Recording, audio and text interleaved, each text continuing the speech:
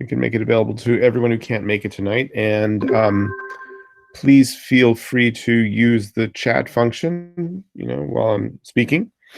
So it's 9:02, 9:03 maybe.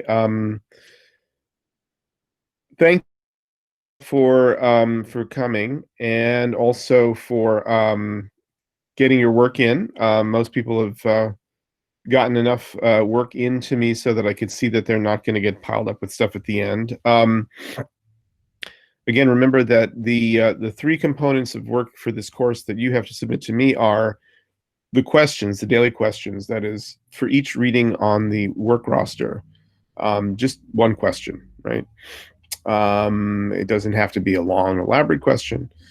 If you want to put more, that's fine. I will try to address some of them. Of course, everyone has very interesting takes on what they're looking at, what they're reading, but I will try to address some of them in the essays that I write on the blog. So that's one component. The other component is 12 essays, and those have been, for the most part, fine. Please try to write your essays based on the prompt that's there, and also based on the text that is provided.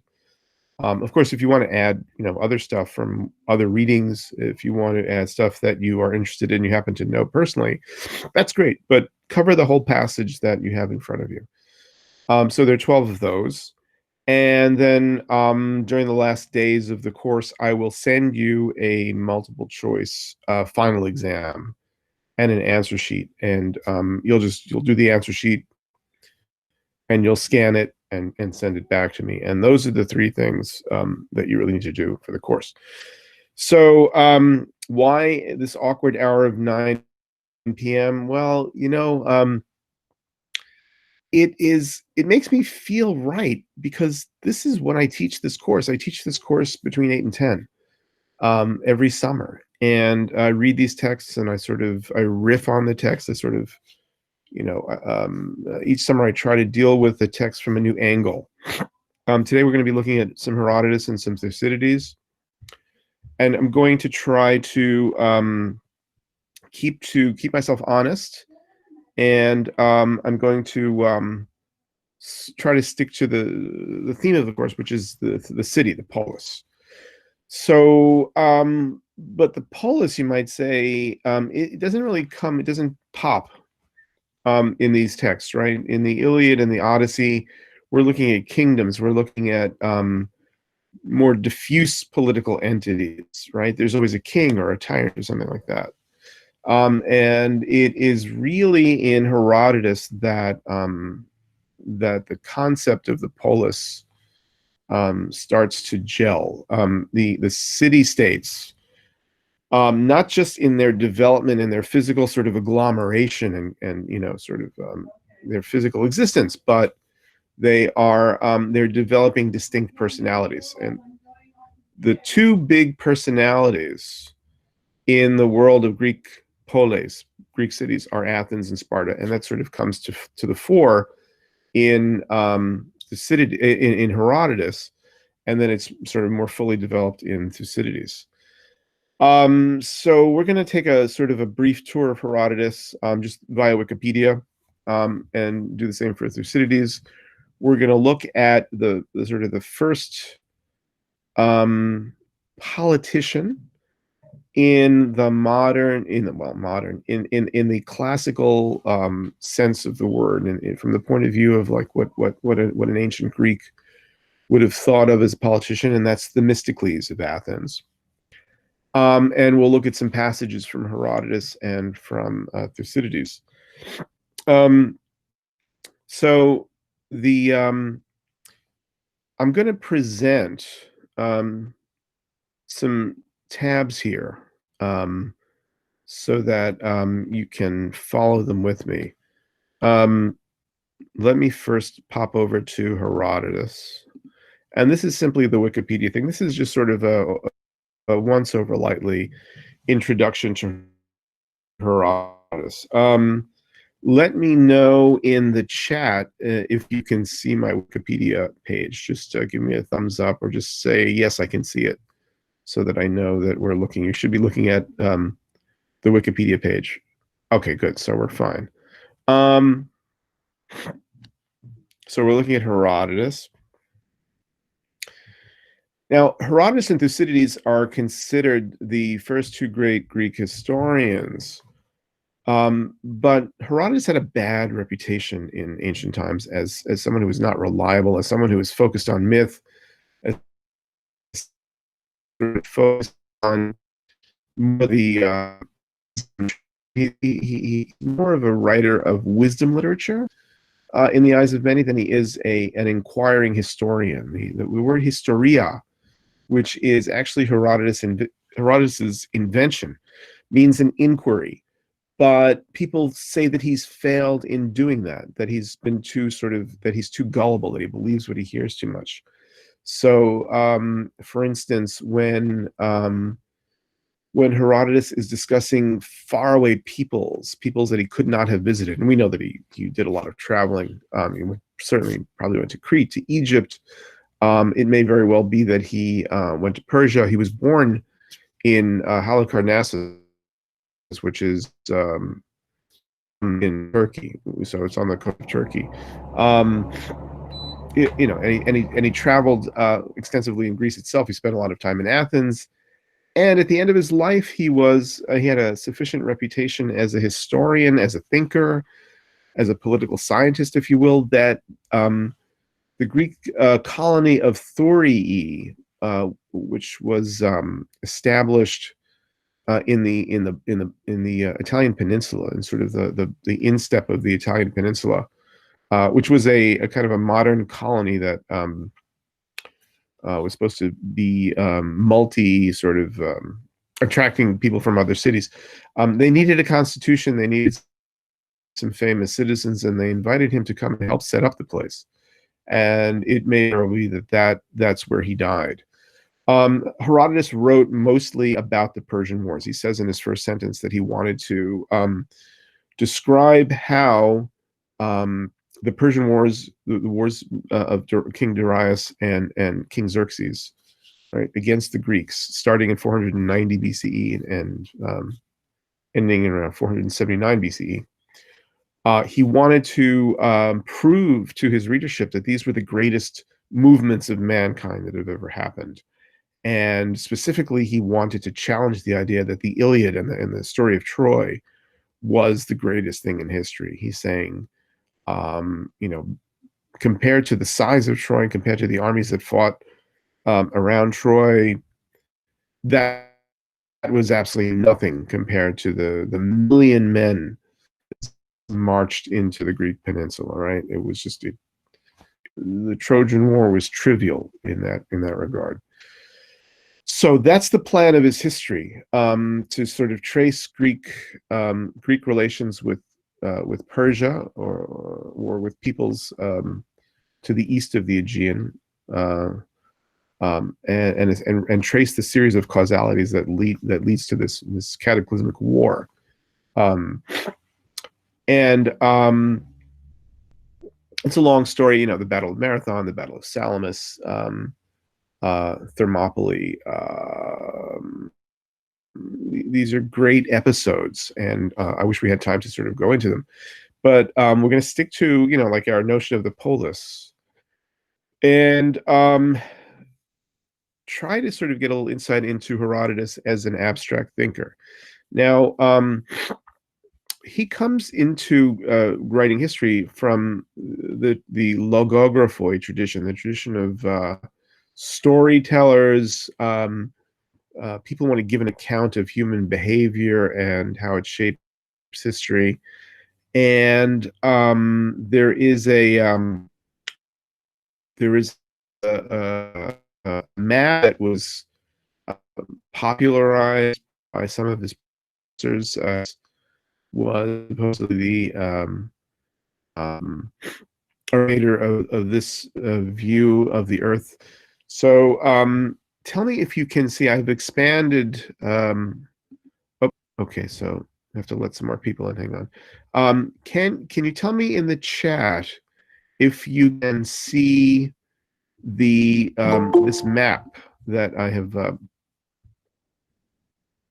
The map is visible. Good. Okay. Hopefully hopefully it's also legible.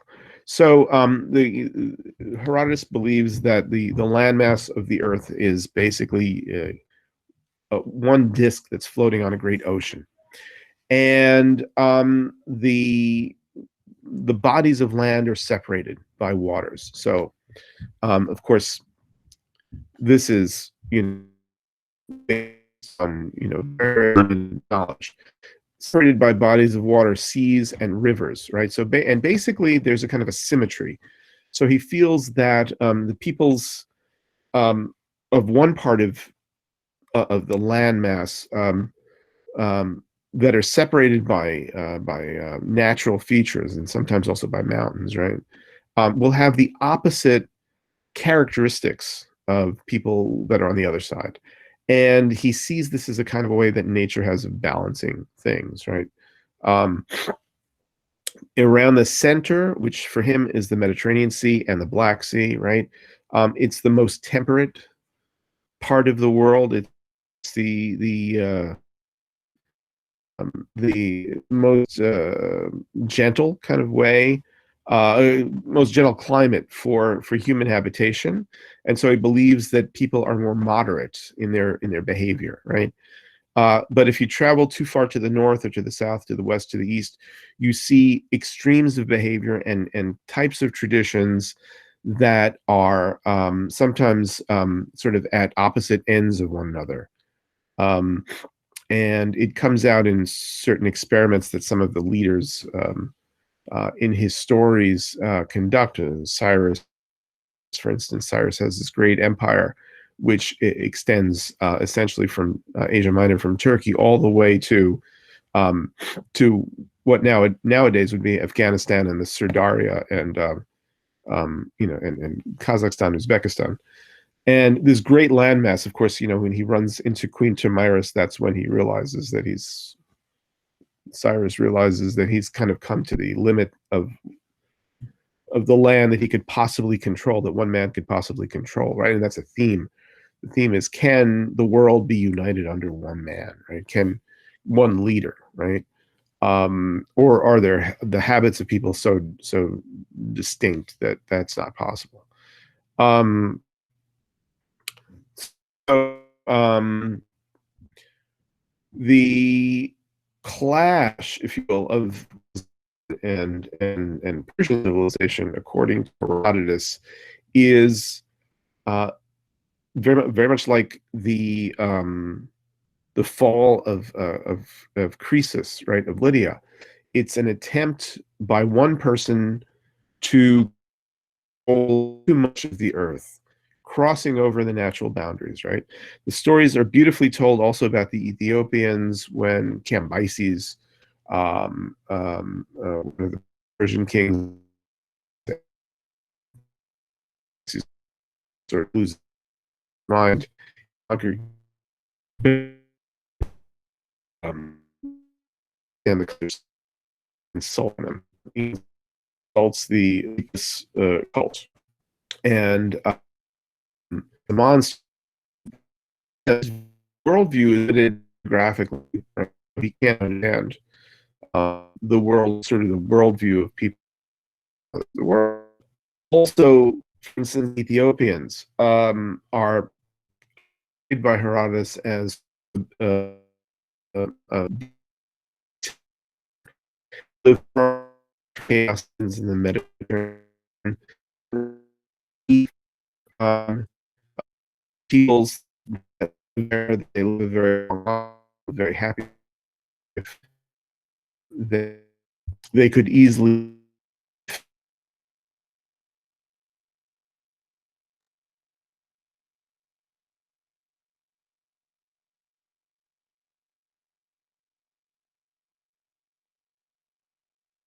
Ethiopia, but you know what he's up to. He's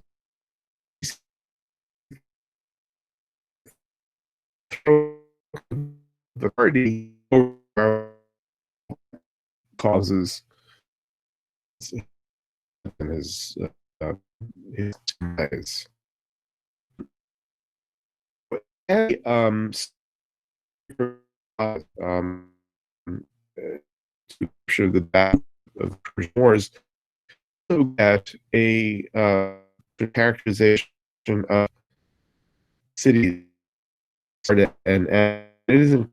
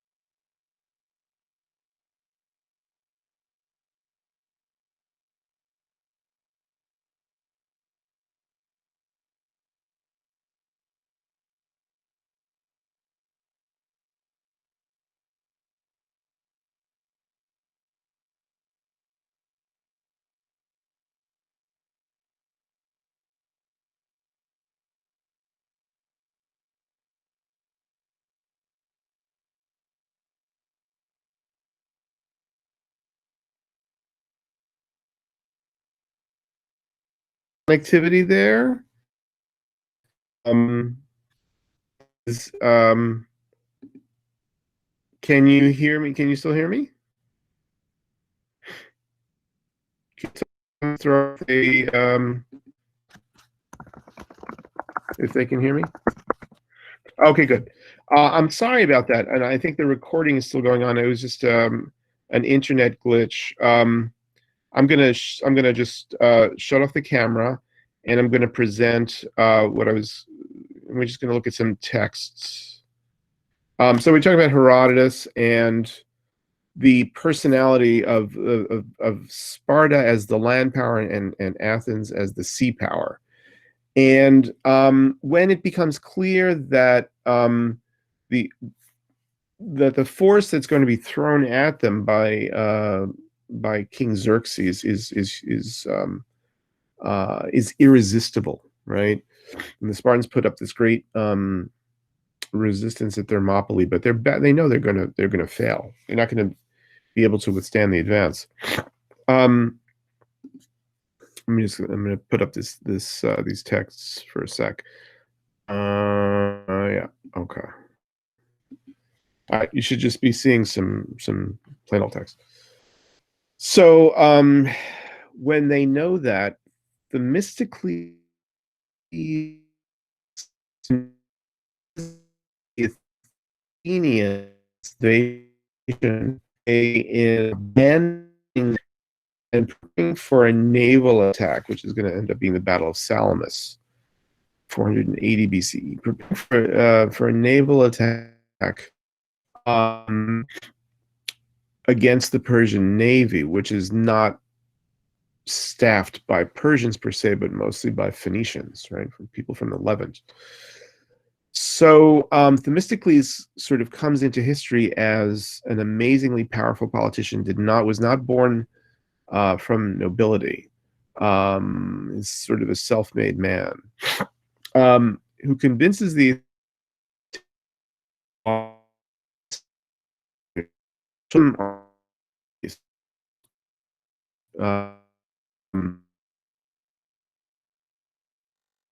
they didn't think the Persians could make it through, right? But they knew the Persians were going to overrun Thebes and Athens. So abandon the city, and every single able-bodied Athenian male would become a rower, a mariner, sailor in the Navy. So they, of course, they had to build this ships rather quickly.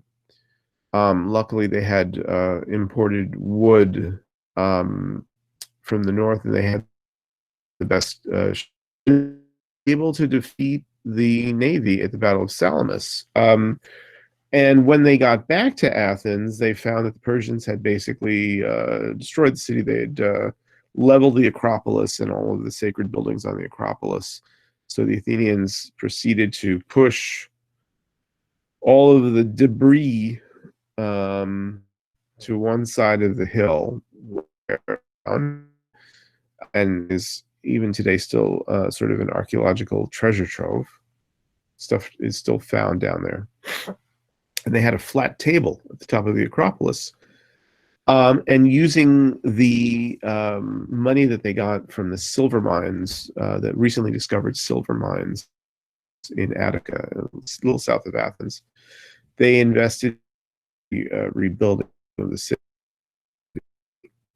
able to commandeer a common fund, which was contributions made by other cities, the so-called Delian League, contributions of Persians, took that money and for safekeeping loaned it out at interest. So they had a huge amount of cash after their city was physically destroyed, and they were able to recreate and actually improve, if you will, the most beautiful, the most artistically breathtaking city in all of ancient Greece. This is all the sort of the brainchild of one man, Themistocles, right? Very skilled politician, someone who is said to have known the names of all the citizens of Athens. So he could meet and greet someone. His life, he was ostracized at one point, even though he general, and the Athenians also had this interesting tradition called ostracism, and they would gather and they would ask our citizens should be kicked out of the city for any reason, right? Sometimes just political hatred, political rivalry. And they would write the names of whichever citizen they thought should be kicked out. Be kicked out for 10 years. The person's property would be preserved. Kicked out of the city for 10 years. And these societies were often subjects of the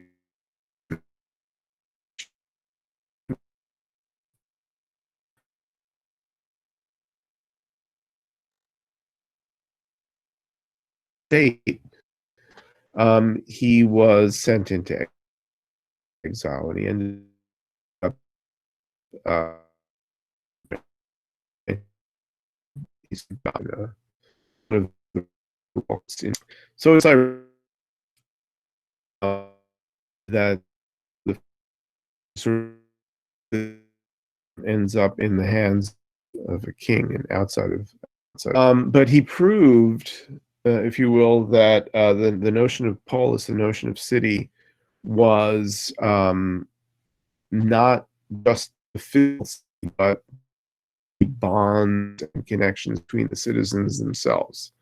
The identity, if you will, the identity of being from a certain place and of a certain place. And the allegiances to neighborhood, to family. You know, the Athenians had all of these deans, different ways that citizens were connected to one another. And shortly, and during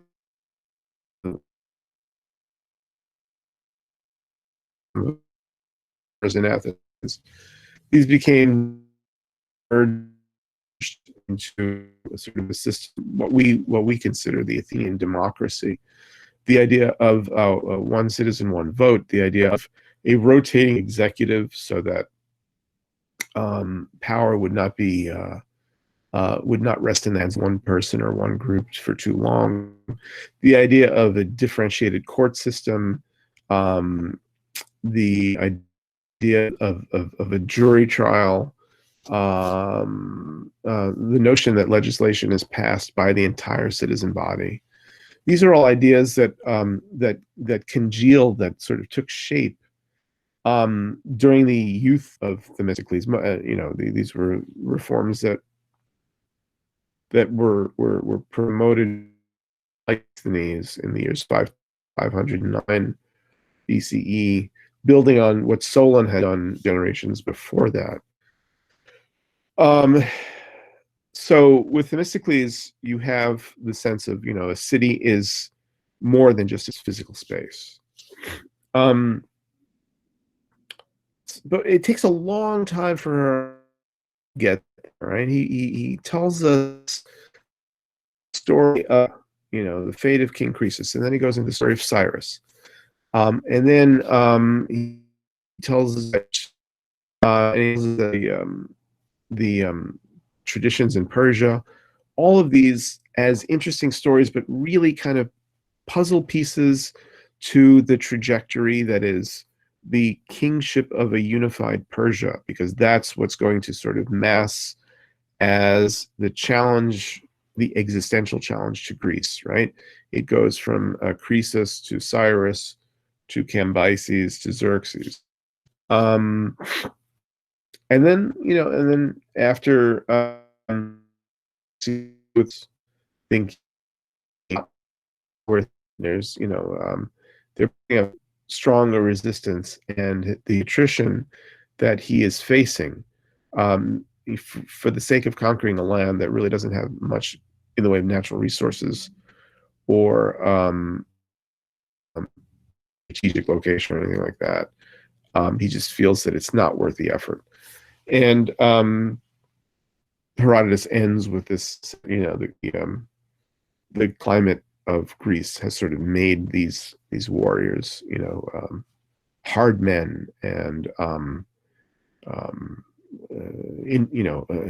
they have super intelligence, and that's sort of very to Herodotus' tale.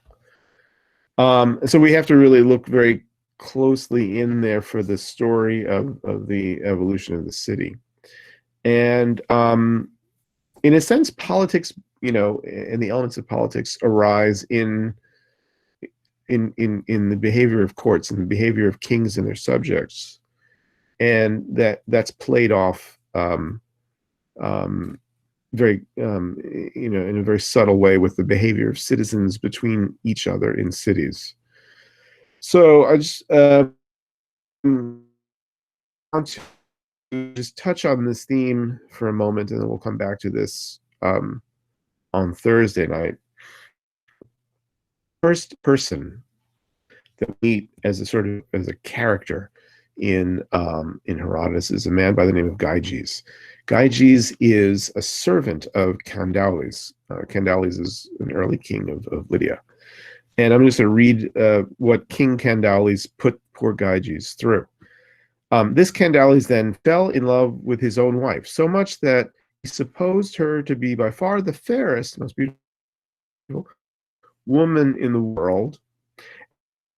And Gyges, who was his favorite among his bodyguard.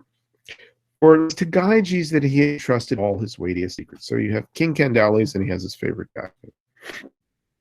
Then after a while, being doomed to and spoke thus to that you do not leave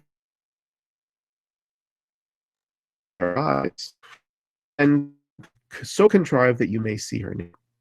Gyges exclaimed loudly, "Master," he said, "what a pestilent command upon me that I should see her who is my mistress naked, ripping off of her the honor due to her. Men have made wise ruler. One of these is that we and none other should see what is our own. Ask for me. I fully believe that your queen is the fairest of all women. Ask not lawless acts of me, I entreat you, I beg you." Thus speaking, Gyges sought to turn the king's purpose, for he feared lest some ill should come of it. But this was Candaules' answer: "Take courage, Gyges, fear not that I, nor that my wife will do you any harm. I will so contrive the whole business that she shall never know that you have seen her. I will bring you into the chamber where she and I lie, set behind the open door, and after I have entered, my wife too will come to her bed. There is a chair near the entrance of the room. On this she will lay each part of her raiment, her clothing, as she takes it off, and you will be able to gaze upon her at your leisure. Then, when she goes from the chair to the bed, turning her back upon you, do you look to it that she does not see you going through the doorway." In other words, this is what she does every night. You, Gyges, stay close to the doorway, and after you've got an eyeful, you I'm sure she doesn't see you. I do not escape. When he jumped into the chamber, and held her, saw her. When she turned her back upon him, going to her bed, he slipped privately out of the room. But the woman saw him as he had, as her husband had done. She immediately knows what's going on. But, aim though she was, she never cried out, nor let it be seen that she had perceived anything. For she had in mind to punish Candaules, and seeing that among the Lydians and most of the foreign peoples, it is held in great shame that even a man should get right. So this is an interesting story, and the story goes on with the queen who's in to see her and saying, "I know what happened, and I know why it happened, but now you follow this, come back the king, Candalis, and then you will take the throne. She's going to take vengeance on the kings. This is kind of go basically being nobody to being the king of Lydia, right? So what is the lesson in this episode? There's this underlying law. There's this law that people need to behave in a certain way that kings can't overthrow, right? There's the law of to each his own. There's the law of modesty. Just because you're king of Lydia doesn't mean you get to scrap all that. So a kind of a madness that seems to come with power, right? And Candalis is very much sort of in the grips of this madness. He's so convinced of something that he must get into other people's heads and make them see the thing the way he sees it, right? It's not just enough that people agree with him. He has to sort of manipulate their observation, manipulate their point of view, right? So the madness of is something that runs all the way through. And eventually it affects not only the kings, but it affects some of the private citizens. It affects the Spartans who are in Herodotus, who are supposedly free all of sort of need for luxury and show and splashiness. They sort of fall into this. So it seems like power corrupts, and that's one of Herodotus's great lessons. But it corrupts in such a way that it really twists, it contorts the personality of those who hold it. Well, we are at 9:39, so I think we're going to say that we're done for the night. I'm sorry about the glitches. Let me just turn the camera back on real quick. Thanks for coming. This is just sort of a way of getting a little bit of the flavor of class into what we're doing this summer. So if you can make it on Thursday, we will continue with this and go into Thucydides, and we'll have some more next week and the weeks following. Once again, thanks for coming, and I look forward to seeing you guys again. So good night all.